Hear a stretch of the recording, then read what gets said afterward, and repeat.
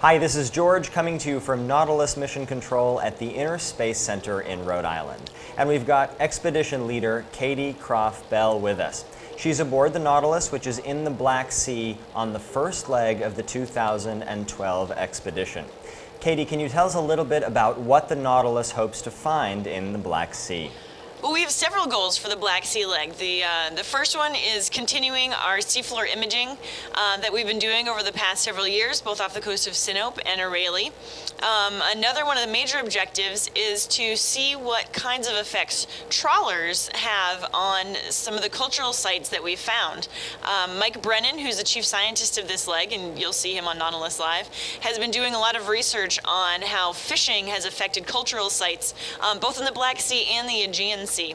And so that's one of his major research goals. Finally, the third major research goal is to go back and collect these experiments that Dennis Piota, one of our collaborating scientists, put down on the seafloor near the Sinope D shipwreck in 2007, so that he can continue to study how the anoxic water or the oxygen depleted water affects archaeological materials. Can you talk a little bit about what that experiment was designed to assess? We have different materials that would potentially be found on an archaeological site, different types of wood, metal, bone, rawhide. These are very typical things that you'd find on ancient shipwrecks. So we placed them down on the seafloor in 2007, and we're going to be returning so that Dennis can pick them up and see how they've decomposed or decayed over the past 5 years. And other than shipwrecks, what other things do we find near the bottom of the Black Sea? Well, the northern Turkey is a very tectonically active area. You may have heard in the news about earthquakes occurring here every so often, and actually pretty frequently.